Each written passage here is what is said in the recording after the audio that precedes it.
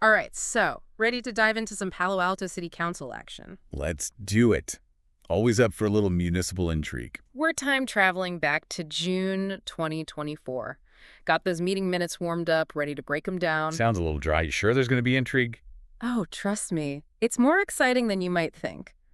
Imagine, trying to understand a whole city just by looking at a map, right? Okay, I get that. Our deep dive, it's like adding those little details, the park, the school, that one amazing taco truck everyone argues about. Okay, so we're spicing things up. I'm liking where this is going. Exactly. We're taking you beyond those dry agendas, showing you what makes Palo Alto tick.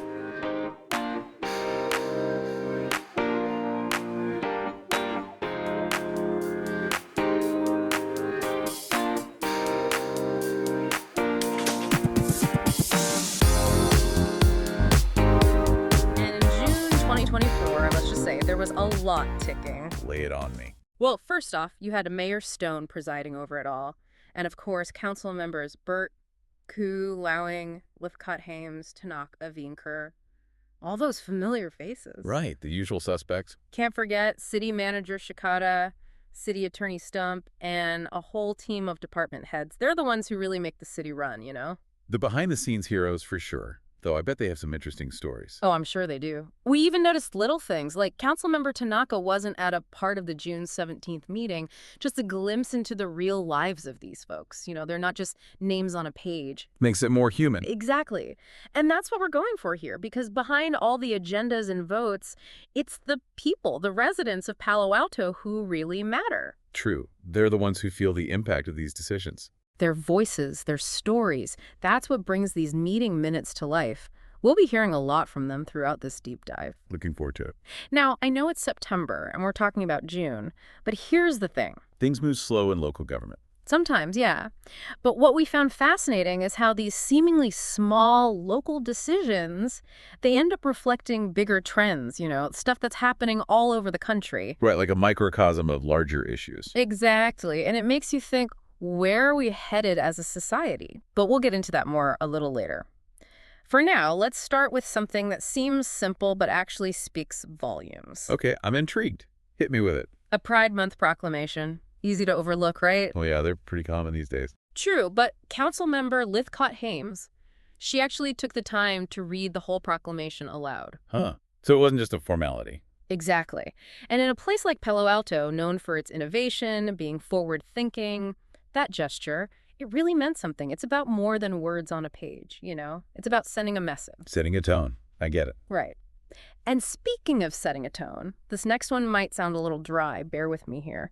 They were discussing vacancies on the Historic Resource Board. Historic preservation in Silicon Valley. Talk about a contrast. Right. You've got this city at the cutting edge of technology, always looking to the future, but also grappling with how to preserve its past. It's fascinating. That push and pull between progress and heritage, it's everywhere. Totally. And that tension, it was palpable when the council went into closed session to talk about the lawsuit regarding the Black Lives Matter mural. Ah, yes, the mural. Heard about that. Didn't go over well with everyone. Definitely a sensitive subject. Even though it was a closed session, we did hear from one resident, Aram J., during public comment. He was concerned that the lawsuit filed by some police officers alleging harassment was a waste of taxpayer money. I see. So right away, it's about more than just a mural. Exactly. It opens up a whole can of worms about free speech, police accountability, how a community deals with these really tough issues. Suddenly, it's not just about art on a wall, it's about those fundamental values we were talking about earlier. And that takes us right to a topic that's basically Palo Alto's middle name. Tech innovation. Well, that too. But I was going to say housing. Or should I say affordable housing, or the lack of it? Ah, yes. The elephant in the room. Or should we say, the missing neighbor everyone wishes they had. Because let's face it, when living costs skyrocket, the people hit hardest. They're the ones keeping the city running. Teachers, caregivers, service workers. The backbone of any community. Right. And those June meetings, the public comments especially, they really drove that point home. Like Taddy the First, a resident from Channing House, she talked about how tough it was for the staff not being able to live anywhere near their work. Can't be easy, caring for the elderly all day, then facing a long commute because you can't afford the rent nearby. It's heartbreaking, honestly, and it shows how this isn't just a Palo Alto problem, right? It's that ripple effect you mentioned, that Bay Area housing crisis in a nutshell. Absolutely. Microcosm. For sure. Makes you wonder about sustainability, about who gets to live where. Big questions. So, with all this in mind, what was the council actually doing about it? Well, one major project on the table was the Buena Vista Mobile Home Park redevelopment. Talking about ambitious.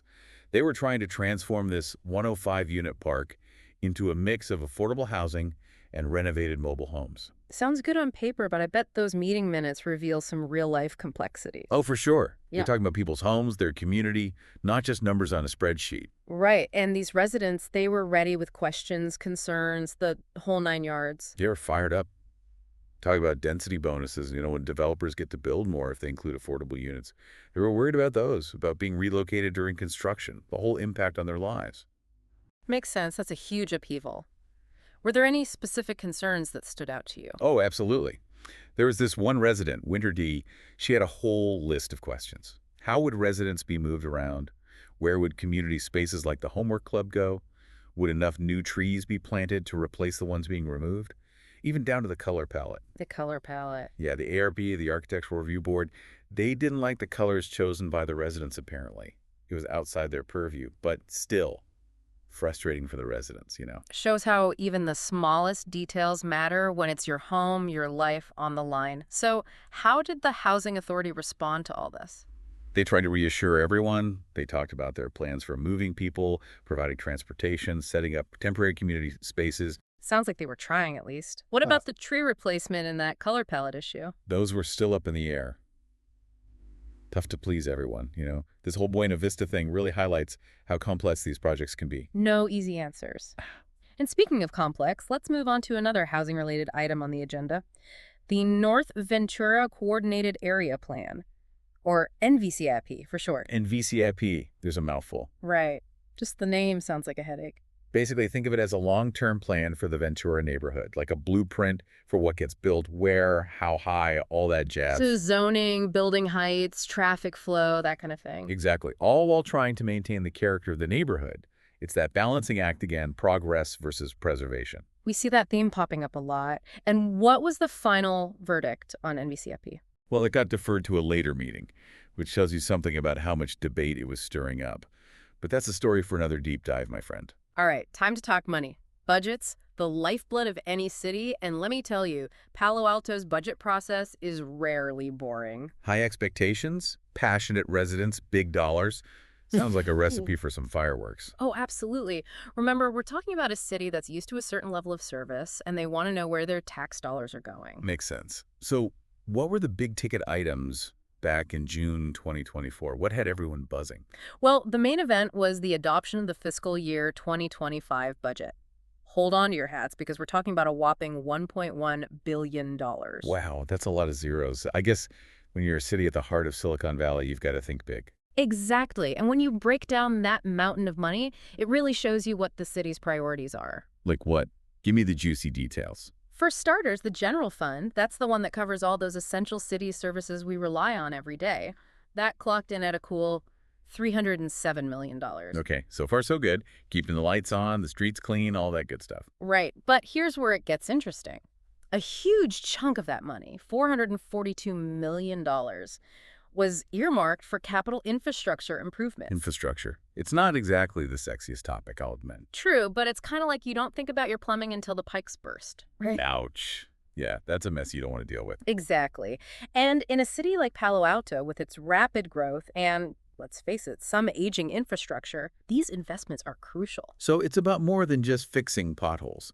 It's about making sure the city can function, grow, and thrive in the future. Exactly. And those infrastructure investments weren't just about roads and bridges. Remember the Junior Museum and Zoo? Oh yeah, Palo Alto Institution. I have fond memories of that place from when I was a kid. Well, they got a significant funding boost in this budget. Now that's what I call putting your money where your mouth is. It shows they're serious about supporting families and education. Right. Because what does that funding actually mean? New exhibits, better programs, more opportunities for kids to learn and explore. That's a concrete impact. Agreed. Makes you feel good about where your tax dollars are going. Though I'm sure not every budget item was met with smiles and high fives. Let me guess. Utility rates. Bingo! The one topic guaranteed to spark some debate. Well, no one likes paying more, especially when it comes to those essential services. What was the reason behind the proposed increases? The usual suspects. Maintaining and upgrading aging infrastructure, think water pipes, sewer lines, the electric grid. Plus, there was talk about replenishing those all-important reserve funds. Okay, so far so standard. What got people riled up? Here's where it gets interesting. There was a proposal to transfer funds from the utility fund to the general fund. Hold on. So, using money collected from utility payers to cover other city expenses. Essentially, yes. And let's just say that didn't go over too well with everyone. I can imagine. It's one thing to raise rates for necessary improvements, another thing entirely to see that money potentially going to other areas. Right. And during public comment, residents definitely voiced their concerns, especially about how these rate increases would impact folks who are already struggling to afford to live in Palo Alto. The age-old dilemma, balancing financial stability with the real-life impact on residents. So how did the council vote? Did those utility rates go up? They did, but it wasn't a unanimous decision. The debate over those rate hikes, it really exposed those tensions between competing priorities and the challenges of governing a diverse city like Palo Alto. Makes you think. It's easy to sit on the sidelines and judge, but when you're the one making those decisions, impacting real people's lives, that's a whole different ballgame. No doubt. Okay, ready to shift gears. Let's talk transportation, specifically a certain Caltrans project that had everyone fired up. Oh boy, Caltrans. I'm already bracing myself for some controversy. They're not exactly known for their, shall we say, delicate touch.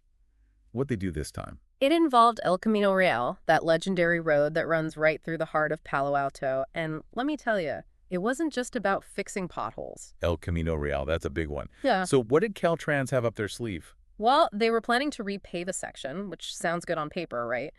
But their plan included some major changes, including removing parking lanes to make way for dedicated bike lanes. Whoa, there you have it, folks. Classic Caltrans, the masters of improving things in ways that no one asked for. I can already imagine the outcry. Oh, you better believe there was outcry. El Camino, it's a major artery for businesses, for commuters, for everyone, really. And those parking lanes, they're like gold. Especially in a world where everyone wants to park right in front of wherever they're going. Exactly. So you can understand why business owners were worried. Right. Oh, for sure. Losing those precious parking spaces, it's a legitimate concern for any business on a busy street like El Camino. Did anyone speak up about it? Oh, absolutely. We heard from a bunch of them during public comment. Galen F. from Sundance Steakhouse, he was worried about the impact on his customers, especially those who drive from out of town. Tony L., who owns a laundromat, he pointed out that many of his clients rely on those parking spaces because they have mobility issues. It was heartbreaking. It's those real-life consequences that sometimes get lost in these big infrastructure projects. Right. It's not just about bike lanes versus parking spaces. It's about people's livelihoods, their ability to access essential services. It's complicated. Speaking of complicated, how does the city council even begin to navigate this? I mean, El Camino is a state highway, right? Doesn't Caltrans have the final say? They do, which is why the council was in a tough spot. On the one hand, they recognize that improving bike infrastructure and addressing traffic congestion is important. But on the other hand, they knew that those parking spaces were vital for many in the community. Sounds like a classic case of damned if you do, damned if you don't. So how did they vote? In the end, they voted in favor of the project. Really? So bike lanes won out. Yes, but it was more nuanced than that. It was a yes, but kind of vote. The council made it clear that Caltrans needed to address the community's concerns. They wanted a detailed parking mitigation plan, a solid construction timeline to minimize disruptions, and a commitment to ongoing collaboration with the city on security issues. So a compromise of sorts. Exactly. It wasn't about taking sides. It was about trying to find a way forward that worked for as many people as possible. And isn't that what local government should be all about? Ideally, yes. Though I imagine not everyone went home happy that day. Probably not. But that's the thing about local government. It's messy, it's complicated, and there are rarely easy answers. True that. So here we are at the end of our deep dive into those June 2024 Palo Alto City Council meetings. We've covered a lot of ground, from heartfelt proclamations to billion-dollar budgets, from housing struggles to transportation tussles. It's been quite a ride. It has. And through it all, I think we've gotten a glimpse into the heart of a city grappling with big questions, tough choices, and the ever-present challenge of creating a future that works for everyone. What strikes me is how these seemingly local issues, a mural, a mobile home park, a bike lane, They end up reflecting much larger conversations happening all over the country. It's a good reminder that even in a place like Silicon Valley, known for its global impact, it's often those local decisions, those close-to-home battles, that shape our daily lives in the most profound ways. So as we wrap up, I'm left wondering, what stories are being written in your community? What issues get you fired up? And what role do you want to play in shaping the future of the place you call home? That's something to think about. Yeah. Thanks for taking us on this deep dive. Until next time.